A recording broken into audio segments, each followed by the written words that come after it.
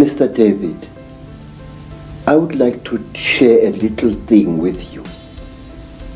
It is this: the best way to protect an evil thing is to deny its existence. And if you talk about things such as the Chitauri, if you talk about things such as the Mandindan, there are many people who say to you, rubbish, this thing does not exist. Now, in this way, this great evil is protected by being denied. One day in my long travels through the world, I was in New York, in that place called Harlem, and I saw a graffiti on a wall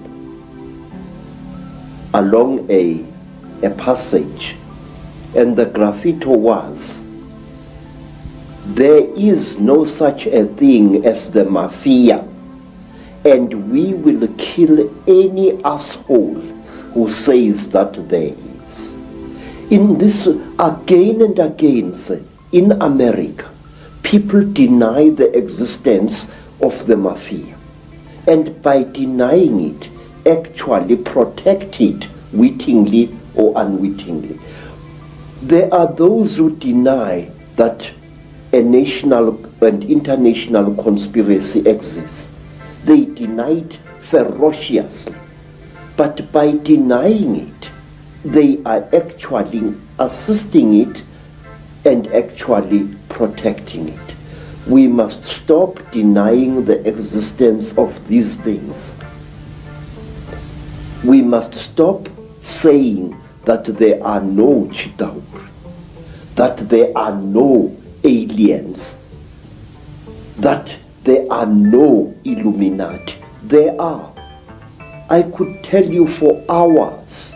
For example, do you know what we Zulu people call a person, a very, very clever person, a very, very wise person, a person who has received light from God?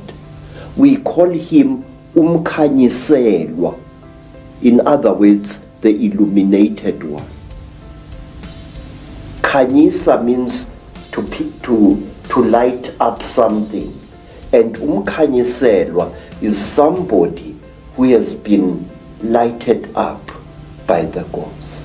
So you say Illuminati, I say umkhanyiselwa. It's the same thing. And my research very clearly, and again, you're right, there's tremendous denial, this is the fact. Even among conspiracy researchers, there's tremendous denial that the Chitahuli, the reptilians, and the Illuminati are actually the same thing. Exactly, sir. Because amongst my people, we say that when two Chitauri are challenging each other for power, and they must fight a duel with their terrible eyes, they start glowing like fishes deep in the sea, and the faster they glow, the angrier they are said to be. Now that is why there are certain parts of Africa where people are advised not to walk at night, because that is where the Chitauri often fight. And one of these parts of Africa, say, is a remarkable place called the Mountains of the Round Rocks, Matopo, wrongly pronounced Matopo, in Zimbabwe. These hills are really not remarkable in themselves. These hills are said to be the one place in Africa where the Chitauri have been seen. And these hills is where Cecil John Rhodes lies buried, but there is more. You must visit this place at one time. Amongst the rocks on the Matopo mountains, you find a species of lizard which you don't find anywhere in Africa or the world. A species of lizard which responds to the call of a human being. When I first arrived in 1958 in the land called Rhodesia, now known as Zimbabwe, I found an African there who was a tourist attraction. He was a game warden who made strange sounds calling out, and as he called out, these strange lizards, the only type of lizard anywhere on earth which responds to the human voice, used to come out of cracks and out of holes in the ground and to gather around this African. And it was this African game warden who told me that the sounds he is making are not just noise, they are the speech of the Chitauri star gods. Isn't it a staggering coincidence that Cecil Rhodes, one of the greatest Illuminati frontmen, perhaps certainly of modern times, who did so much to imprison Africa, should choose to be buried at the point where this is all going on? You see, sir, Cecil John Rhodes wormed his way into the hearts of Africans, and in their despair, wise men of the Mashona people, wise men of Matebele people, tried to make Cecil John Rhodes one of them. They told him about the secrets of the Matopo Mountains, that under the Matopo Mountains lies a city of great wisdom, which is the home of the last survivors of the Chitauri god beings in that part of Africa. And if you go to the Matopo Mountains and you carry a 4-pound hammer and you strike certain parts of that landscape with that hammer, it gives out a hollow sound which shows you that there are caverns deep underground there. There are two sets of mountains. There is the Matopo Mountains, and then to the east of Zimbabwe there are the great mountains known as the Inyangani, the Weeping Moon Mountains. There, even now, people disappear without trace. Sometimes a person would disappear for several days and reappear a few days later, not knowing where he had been or where she had been. And white people have disappeared there. Black people in their thousands have disappeared there. It was there that I also went missing for 4 days in 1959 in one of the most traumatic experiences of my life. What happened? You're saying exactly the same as I've come across. It's incredible confirmation that a reptilian race from another world has been behind the manipulation of humanity for a very, very long time. Now, what do these Chitahuli actually look like, the reptiles?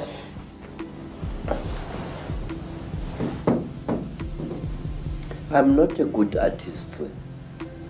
You're better than me, that's for sure. But this is how we believe the Chitahuli look like. They were created in this, you see, sir, you white people say that there are alien beings on this earth. No, you are wrong. The earth in which we live has produced 24 different races during its long existence. Please, this is how a Chitauli looks like. It stands about 11 feet high. It is a very slender being which seems not to have a bone structure. Its fingers have no joints. They are more as if the bones in here were flexible. Some of the Chitauri have got 3 claws with a thumb. Some have got 6 claws with a thumb. And some of the Chitauris have got horns on their heads. And what surprises me is this. Some film producers, like the producers who make the films Star Wars, George Lucas, often show creatures in their films which actually exist, which even the most uneducated of Africans who knows this Chitauli can identify. For example, in the new Star Wars film, what is it called? Star Wars or something like that. There is a creature who amazes me called Darth Maul. Darth Maul is a red and black being with a ring of small horns right round his head. That is exactly what the Chitauli look like. Some have got ordinary heads without any horns on their heads. These are the lesser Chitauli. But the royal Chitauli have got a ring of sharp horns all around their heads. And the very high Chitauli, like their king, Mubaba Samahongo, they have got very long horns which grow this way. Not that way like a bull, but this way like certain antelopes. Now, I just wonder where these film producers get their information from. And in one strange film, which my student called me to come and watch, the thing called Stargate 2. Mm-hmm. And in that film, there was a creature, a very slimy, cream-colored creature with heavy wrinkles on its face. It was a spitting likeness of Mubaba Samahongo, the terrible emperor of the Chitauli. Well, clearly there's a tremendous amount of knowledge of what's been going on and what is going on, which comes out symbolically through films and areas of communication like Hollywood. But the thing that I'm totally stunned the more I talk to you about this is because I've been all over the world having people give me descriptions of seeing reptilian type figures, particularly people in positions of power in the world, changing into a reptilian figure and coming back again. And what they describe seeing is exactly what the knowledge of ancient Africa talks about seeing. We're talking about the same people there, which is an astonishing confirmation. And the eyes is something that keeps coming up being described. Yes. Tell me about the eyes of the Chitauli. Say, a warrior Chitauri has got eyes like a snake. These eyes are yellowish with split pupils and they glow in darkness. So if a Chitauri, a warrior Chitauri, one of the lesser classes, is hiding in a cave, you can see its eyes burning. But a royal Chitauri has got 3 eyes. It's got the yellow eyes, which glow in a strange, almost ice-like way, like jewels, like certain types of yellow jewel. And then they have got an eye in the center of their foreheads, an eye which doesn't close up down like a normal eye does, but which closes from side to side and which opens this way. Now this eye of the Chitauri is the eye that kills, because it can knock a man down just by the fire, the glare that comes out of it. Is this where the constant recurring theme of the evil eye comes from? Yes, sir. Yes, sir. In fact, Mubaba, the emperor of the Chitauri, who is said to be still alive today, Mubaba has got a central eye.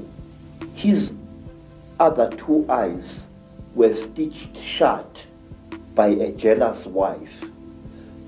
But his killing eye, the Samahongo, the terrible red eye, opens. He can even open it like this. Mr. David. Common theme.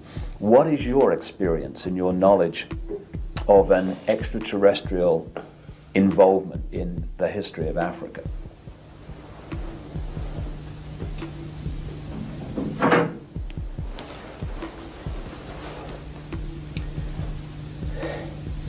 One of the most secret stories that was revealed to me, sir, is about these beings. This story was revealed to me first in Barotseland, then in the country today called Rwanda, once known as Rwanda Urundi. Then I learned about this story at that time on the foothills of Mount Kilimanjaro. This is the story, a story you find throughout Africa. There was once a time when the blue sky was invisible, when the whole world was covered with mist, when you could not see the sun as it is now.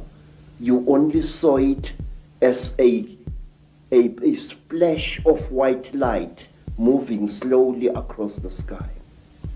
At that time, there was an eternal drizzle every day of the year. At that time, people could not see the stars. People only saw the trees growing, trees which were very, very big. There was no desert at that time, only jungle everywhere where you went. At that time, say, people were what we call in Zulu, Ngubili. A human being was both male and female in one body. And out of the sky, one day came terrible objects. They were like gigantic bows made of huge gleaming gold.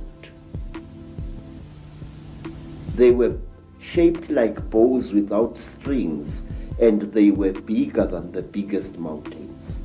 They came out of the sky bringing great noise, black smoke, and fire with them. And out of those huge objects came them. At that time, sir, human beings could not speak. We had no gift of language at that time. And people had, however, great mental power. A man would go into the bush and, using the power of his mind, actually call out an animal which he wanted to hunt and kill for his children. And the animal would appear and kneel down before the man, and the man would kill the animal and take it home. But when the Chitauri arrived in Africa, they told our people that they were gods and that they were going to give us human beings great gifts on one condition: we had to worship them and accept them as our creators. Some told our people that they were our elder brothers and that this earth had produced them generations ago. And they said they had come back to the green womb of their mother and that they were going to make us into gods. What they did, they created a very strange pair of caves in the land. They dug 2 caves. In one cave was a green light, in another cave was a red light. And they drove human beings into these caves. And each human being had to choose which cave the human being wanted to go into. And those who went into the green cave came out as women. And those who went into the red cave came out as men. And then the talkers, the Chitauri, told our people that now they were perfect. But the moment the first men saw the first women, a terrible row erupted. The women hated the men because they looked between their legs and they saw what they thought were snakes dangling between the legs of the men. And the men hated the women because they looked on their chests and they saw these big things. What they were, they did not know. And then the Chitauri laughed. It was to them a very, very big joke. And then the Chitauri said, if you serve us, you wretched little human beings, we are going to make you into gods. And the human beings agreed to serve the Chitauri. And the Chitauri gave human beings a second gift, the gift of language.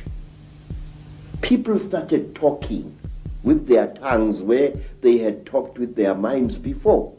And there was a big rubbish starting again, because this man did not know the language of that man. And when this man greeted that man, this man thought that he was being insulted, and saw a lot of murder and culpable homicide taking place all over the world. When our people were given language, they found to their horror that they had lost much of their mental powers. They had paid a terrible price. But the Chitauri were now the masters of human beings. They made them, the human beings, to go into holes in the ground and to mine metal, gold, copper, tin, all kinds of metal. The Chitauri forced our people to mine. And the people were very unhappy because they couldn't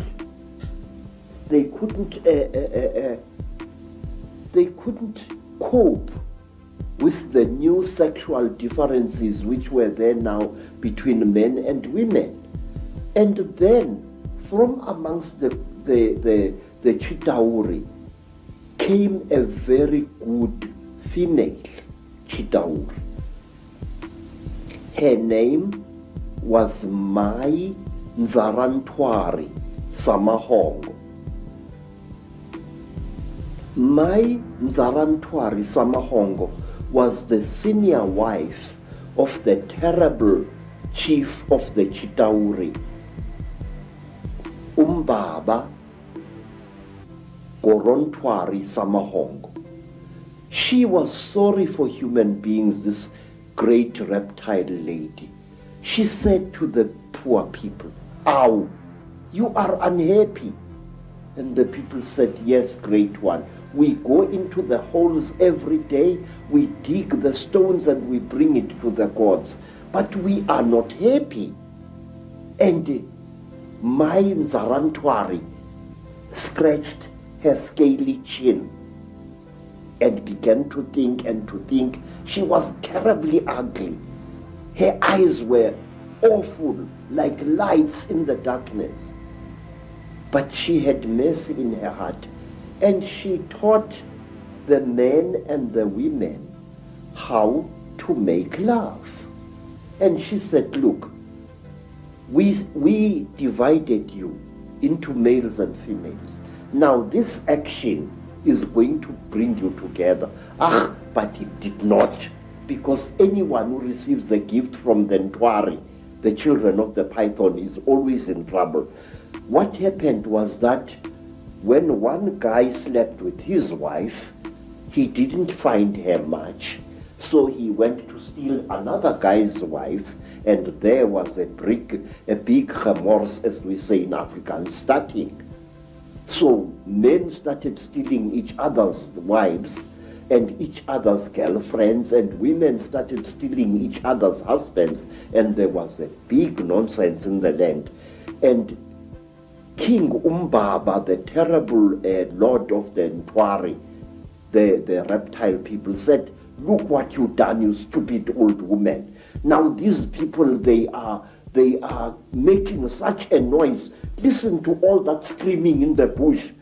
They are busy making love there, and our gold is not being dug, and you are responsible for this."